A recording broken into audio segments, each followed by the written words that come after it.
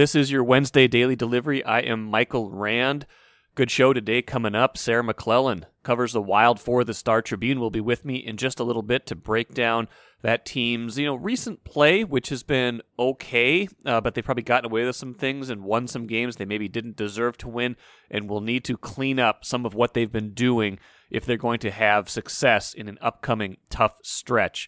I'll get to some of your questions as well and talk through a little bit of what is coming up later tonight with the Wolves and also the Wild. But first, what did I miss?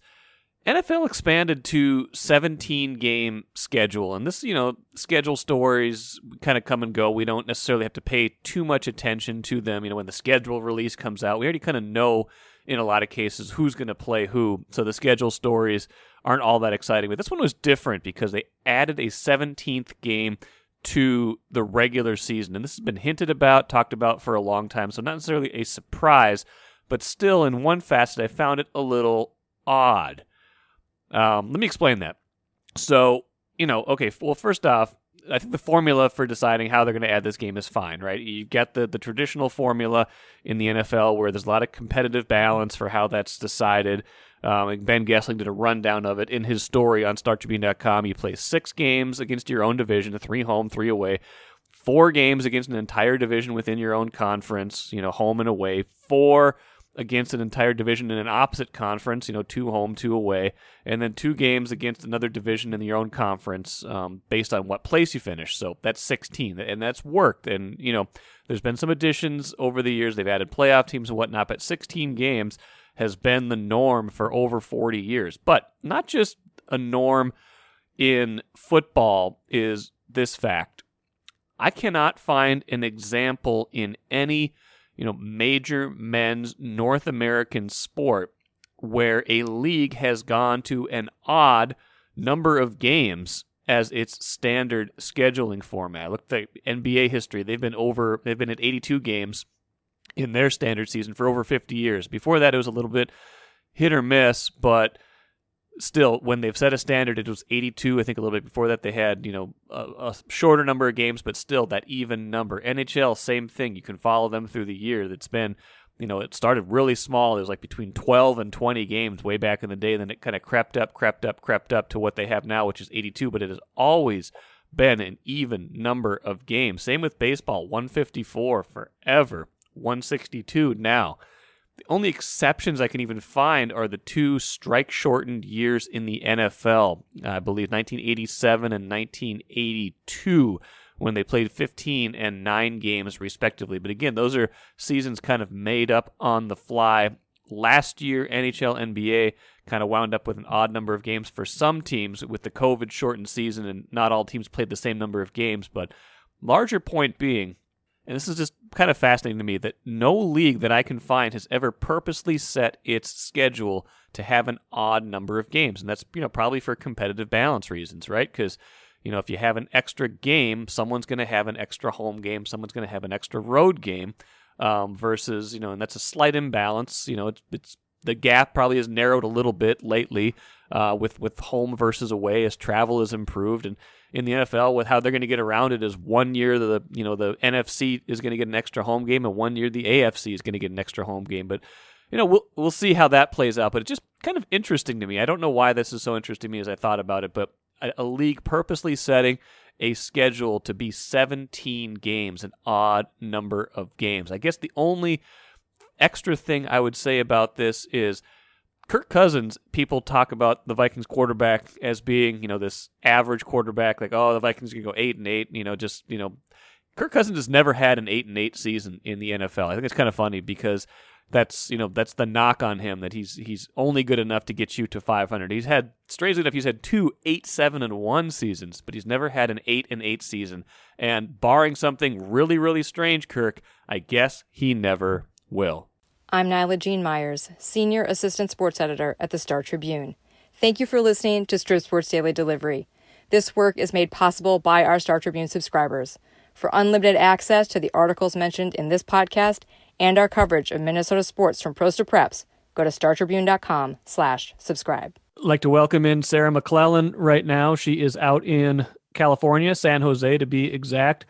Wild has the second of two out there, lost in a shootout on Monday night, kept us all up very late, especially in the central time zone. Sarah, how you doing?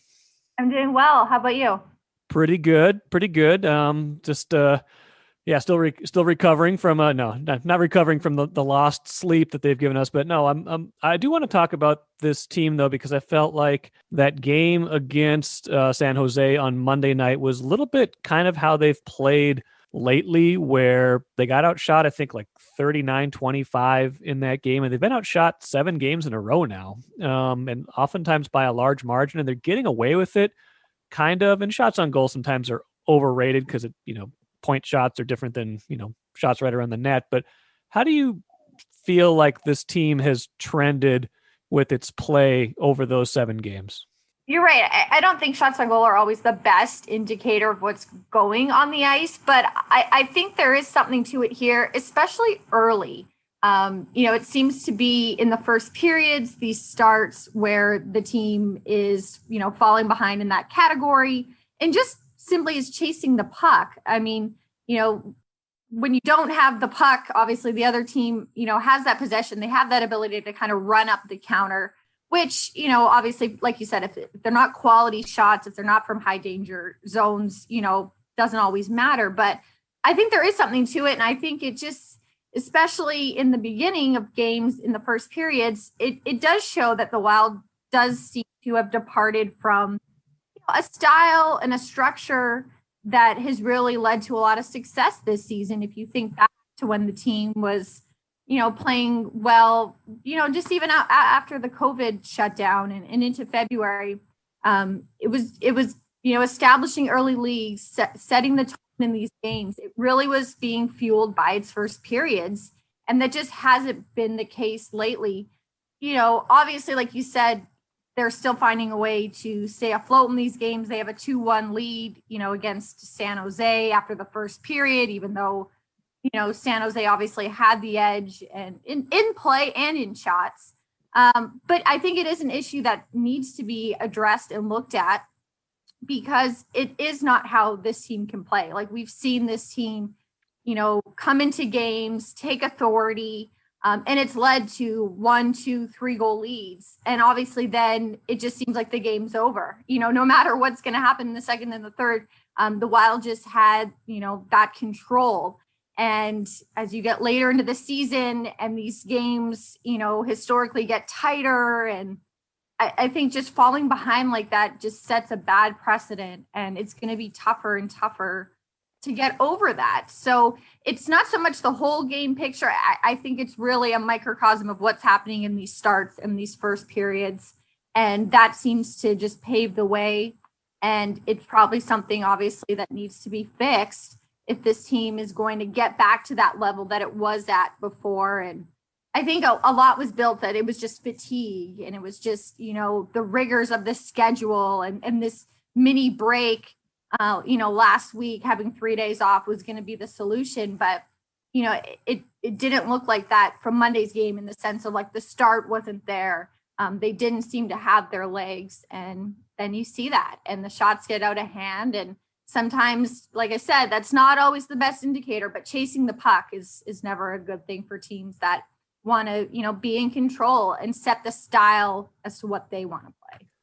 Yeah, that's interesting, because that's a good point about the shots. And I think they were having a shots edge a lot early in the season, because I was just looking at Hockey Reference earlier in the day and seeing, they've outshot their opponents 16 times, and they've been outshot 16 times this year. So if they had, 7 in a row where they've been outshot, they certainly were getting more shots on goal earlier in the year. And I think they're 12-4 when they have an edge in the shots, and they're 8-6-2 when they don't. So you're right. They're finding a way still to, to bank, 2 points, 1 point. The extreme game obviously was the St. Louis game, where they were outshot with like 37-11 or something, and still, managed to get away with the win. But they've been great when they lead after 1 period, when they lead after 2 periods, and they just haven't had a lot of, they did have a game like that against San Jose where the lead actually got away from them. But typically, when you're getting outshot, especially early, you're going to be playing from behind a lot and chasing that score, and you can't get away with that forever, right? No. And I think the biggest thing is when you're chasing, you get away from the style and structure that you want to play that enables a team to have success. You have to take more risks. You have to, maybe make sacrifices that you wouldn't usually. Jumping into other puck battles or, making a play or a pass that maybe otherwise you wouldn't, and it can make you vulnerable. And so that's just the thing. Chasing games, falling behind by a goal or two, it just can exacerbate problems and get teams away like the Wild from the style that they want to play. And that is structured. That is with pace, and that is, a high octane style. But obviously smart, making sound decisions. And if they get away from that because they have to make up the score and they're chasing and they're trying to close the gap, it just isn't a sustainable way to win. It can obviously help sometimes. We see deficits erased all the time in sports, especially in hockey, but it just doesn't seem, like a way to find a consistent method of success, especially for this team. One reason they've been able to get away with it to a certain degree lately is the play of Cam Talbot. He's, they've done their best to navigate we don't have a goalie controversy, and I don't think they do. I think it's been more the case of whoever's playing really well between Cam Talbot and Kaapo Kähkönen, and sometimes it's both of them. They kind of are riding the hot hand, but we did see. I thought it was interesting when we saw Talbot get starts in those back-to-back, the back-to-backs a few days ago. Where they had one game and then another game right after that. You thought usually that's an opportunity to split your goalies, but he's played a bunch in a row now, including those consecutive days. What's the confidence level in him, and where do you think they are now with their decision making from kind of day to day with what goalie they're going to go with? Yeah, I think that decision to have him play both halves of the back-to-back was really telling. I think it just validated what he is to this team. And he is this team's number one goaltender. That's what he was signed to be. That's what he was brought in to be. And he has played up to that billing.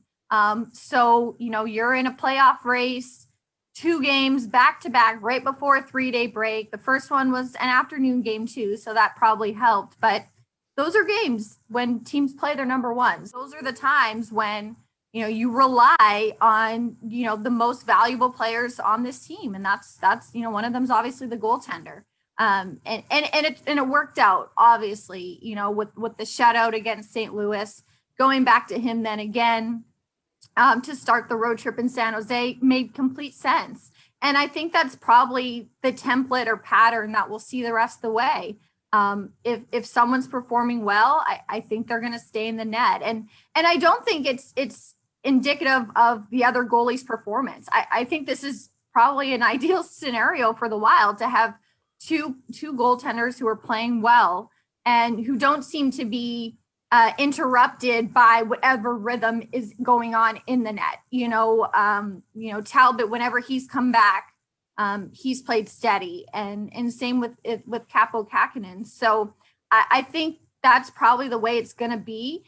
But, will there maybe be instances where Talbot takes, that extra game? I could see that too. Because like I said, that's what he was brought in here to do.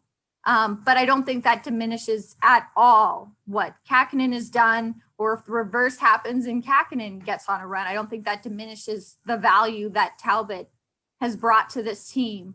I think this is actually, a pretty ideal scenario to have 2 goaltenders, who have that confidence, who have the results to back it up, but also have, the confidence of their teammates in front of them. We don't see the Wild play differently, or have less success with one goaltender.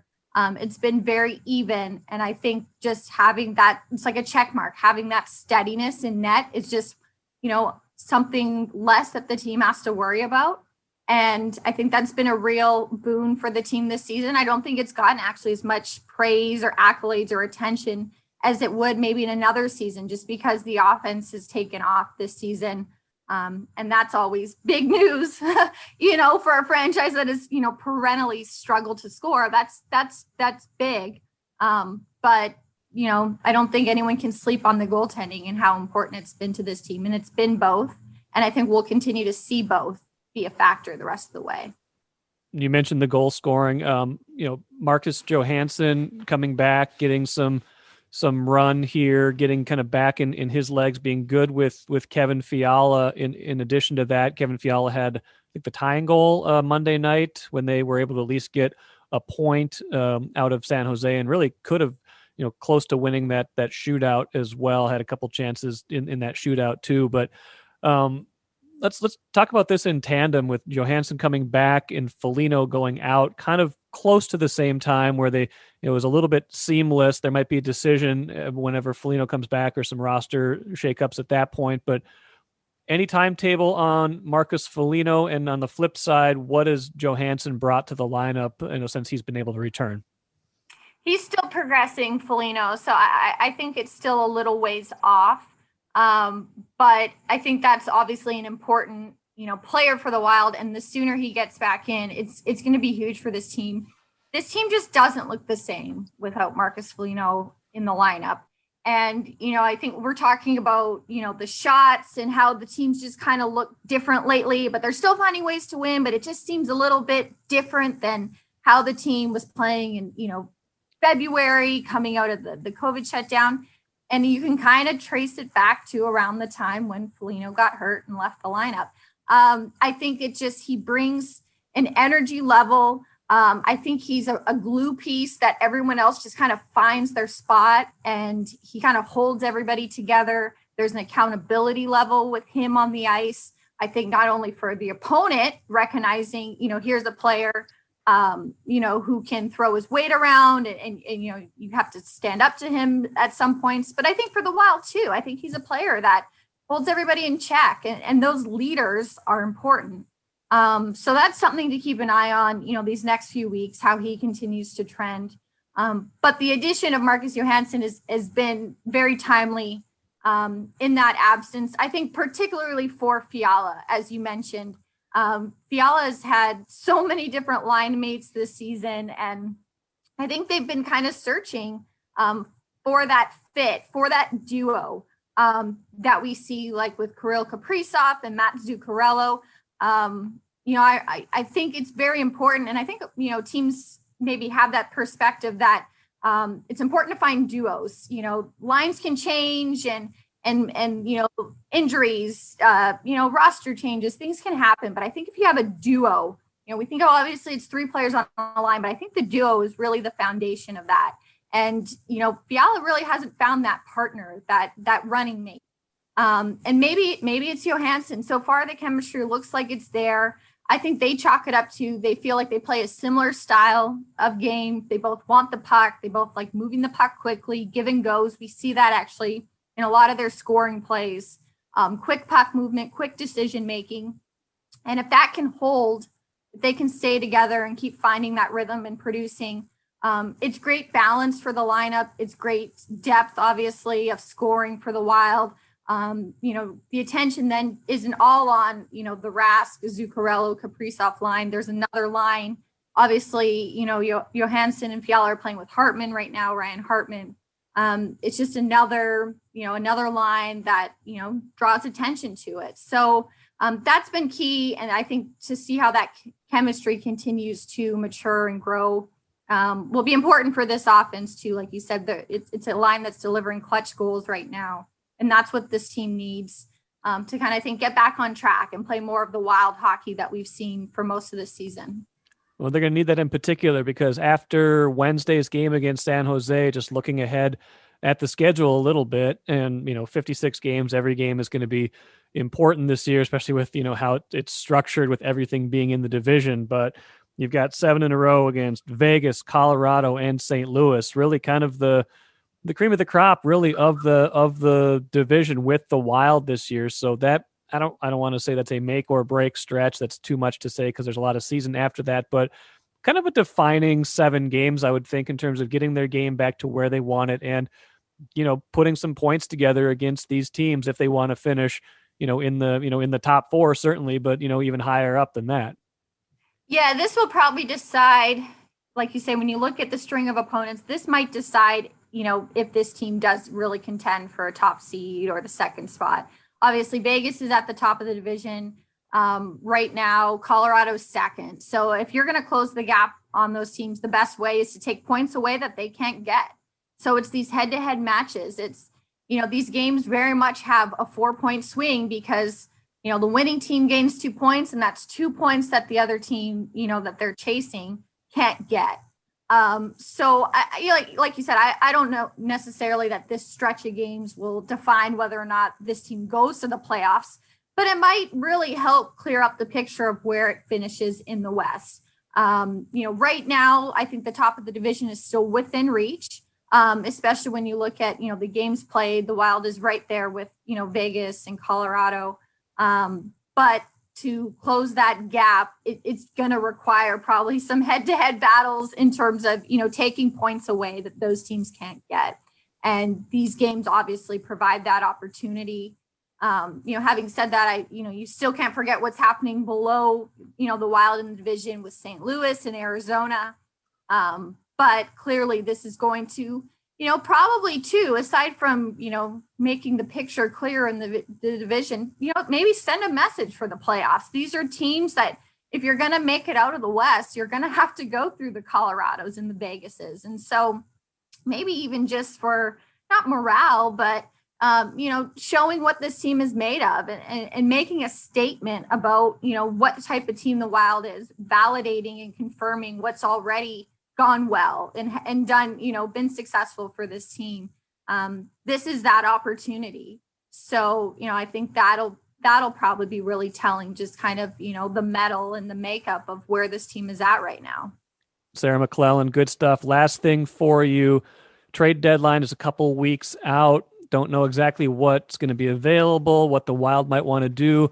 I guess I'd ask you kind of in two pieces. One, do you get the sense that they're looking for anything in particular, or if there's any moves out there? Or the flip side of that, if you had, Bill Guerin's general manager hat on right now, is there something you in particular, after watching this team all season, would be saying, I think they need to go get this, or I think they need to try at least to go get that? Yeah, it's going to be fascinating, I think, to watch, because I think the Wild are in a very unique position in the fact that, they're in the thick of this race. They're in a playoff position. And, it is a roster kind of on the brink of a lot of flexibility with one-way, contracts coming off the books, 1-year contracts, that obviously expire after this season. So you kind of look at the wiggle room that they could have in the offseason. But, is this a roster that has played well so far to be in this position that, as a GM, you want to invest in and reward and maybe give them that boost, to make a long playoff run? Having said that, I don't know if the Wild really goes in and shakes things up. I think something can be said for, and Bill Guerin has said this, the chemistry and affecting that and changing that. And the risk that's involved, in bringing someone in so late to the process and how that affects the group, we've seen before. You think back to a few years ago where, this team made that trade deadline acquisition and rental and Martin Hansel, and it didn't lead to a long playoff run. It didn't, wasn't the missing piece of the puzzle. So I think there's that recognition by management. But, we'll see. It's a unique year because the salary cap is flat. There's a quarantine, obviously, if a player gets traded to Canada. There's all these other factors that just, could freeze the marketplace. I think, though, obviously, GMs talk and, they explore and they do their jobs and see what's out there. But I wouldn't be surprised if where the Wild is at now is the roster and the lineup that moves forward, and see what happens, and then maybe reassess in the offseason. I think this is a management team that is very much cognizant of staying in shape for the future and not hamstringing the product in the meantime, to make sacrifices and not keep it on track to achieve its long-term goals, which I think is obviously being successful year in and year out, and not being, a one-hit wonder. So it's going to be interesting. It's a different feel, I think, around this deadline for everybody, and especially the Wild being in this position, in a playoff spot, but I think also trying to be mindful of what's ahead and what the future looks like without, sacrificing, and making moves that maybe don't help it achieve its long-term focus. That's a good point too, because aside from like a number one center, which everyone's been clamoring for, which is expensive and it's hard to come by, and it's not necessarily a deadline move you make. Like I wouldn't even look at this roster and say, you got to have this, you got to have that. They're kind of steady throughout. And so it's kind of hard to identify what you would even go get outside of that kind of really big splash move. Yeah, like that, that to your question, what's the position? That's totally it. It's center ice. But those players aren't necessarily getting traded at the deadline. And if they are, they're the rentals usually, or there's not a lot of term there. And so it's not necessarily a marriage that you're signing up for. And, those players, it's so cliche, but those players are just so hard to acquire. They're drafted, they're developed. I think, the homegrown method is probably the most sustainable, but it's tough. But you're right. That's clearly the position of need, with this team. And it has been, and it was going into the season. It was very much kind of a by committee patchwork effort, and it's worked, to the extent that this is a team that, is in a playoff position, is contending for a division title. But to have that long-term focus, that's clearly a position that's got to be on the radar. But I don't know if that's necessarily solved at the trade deadline, in the first, full, I guess, 56 game season post-pandemic, where the salary cap is flat and there's a quarantine that general managers are wrangling with. It's tough. It's different for sure. When you put it that way, I'm not going to hold my breath, but good stuff. Sarah McLellan, read her stuff, Star Tribune, startribune.com. Appreciate you joining Daily Delivery again, and we will be talking again soon, I am sure. Sounds good. Take care. Good stuff from Sarah. Remember, Wild versus Sharks, 9:30 p.m. Wednesday night. You can watch that one on the new Bally Sports North. That was the part of the Tuesday podcast. This is the first day of Bally Sports North, so we'll see how that looks compared to Fox Sports North. Hit me with a hot one. Let's get to a few of your hot takes. We haven't done one of these for a while. Let's jump right in. Reuven, this is topical. Right after the Sarah McLellan interview, says the Wild are fortunate they've been playing the Coyotes and Ducks and Sharks and depleted Blues, because what happened to them when they played the Avalanche will happen again when they play the Golden Knights if they don't pick up their game. And that's exactly what Sarah and I talked about during part of that appearance. 7 games in a row where they've been outshot. I don't love some of what's been going on lately. They've been getting away with it, and sometimes you do have to do that. If you're a good team and you can still win when you're not playing your best, and I don't think they have been playing their best, that's probably a good sign, but overall, they need to pick up their game if they're going to play better and win.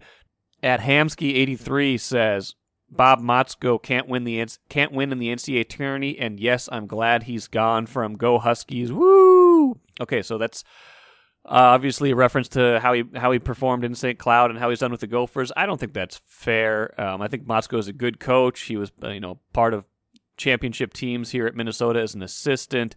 So let's cool down on the on that narrative, but certainly St. Cloud can have its moment in the sun this year, as they've made the Frozen Four and Bob Motzko did not with the Gophers. Austin says the Vikings would be better if they traded Zimmer. I don't think fired probably is a better word, and made Andre Patterson the head coach. That's an interesting take. Patterson is definitely loved by the players, credited for their success by a lot of players. So I think he'd certainly be a candidate if something happened here, but this is Zimmer's team to run right now, and we'll see how far he can take that. Percy says Bud Grant's macho tough guy tactics, like not letting his players wear coats or use heaters on the sidelines, cost them 4 Super Bowls. Wow.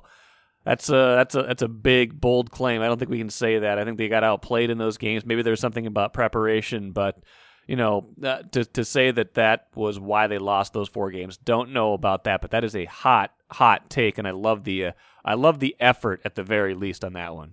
Let's end quick with the cooler. Wolves versus Knicks Wednesday night. The battle for Thibs' love, part 2. Wolves lost in New York about a month ago.